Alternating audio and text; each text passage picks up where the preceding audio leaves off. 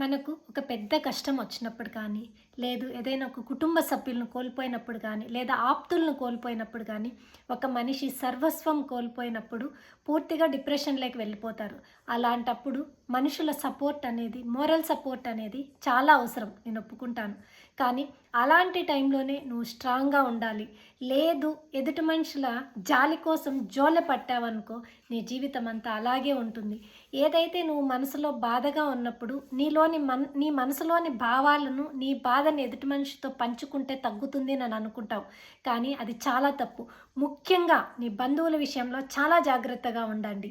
ఎంత కష్టం వచ్చినా అది ఆర్థికంగా కావచ్చు, మానసికంగా కావచ్చు, కుటుంబ పరంగా కావచ్చు, ఏది జరిగినా నీ బంధువులకు చిటికెడంతా కూడా, చిన్న ఆవగింజంతా కూడా నువ్వు విషయం ఎప్పుడైతే చెప్పకుండా నీలో నువ్వు స్ట్రాంగ్‌గా ఉంటావో అప్పుడే నీ సమస్య పరిష్కారం అవుతుంది.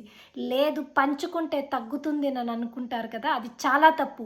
నువ్వు చెప్పే ఆ చిన్న పదాన్ని చిలవలు పలవలు చేసి బంధువులందరి దృష్టిలో నిన్ను చెడ్డ చేస్తారు. సో, ఎన్ని కష్టాలొచ్చినా, ఎన్ని కడగళ్ళొచ్చినా ఒంటరిగా నువ్వు పోరాటం చెయ్యి. కష్టాలొచ్చినప్పుడే ధైర్యంగా నిలబడు. అప్పుడే నీ శక్తి ఏంటో బయటపడుతుంది.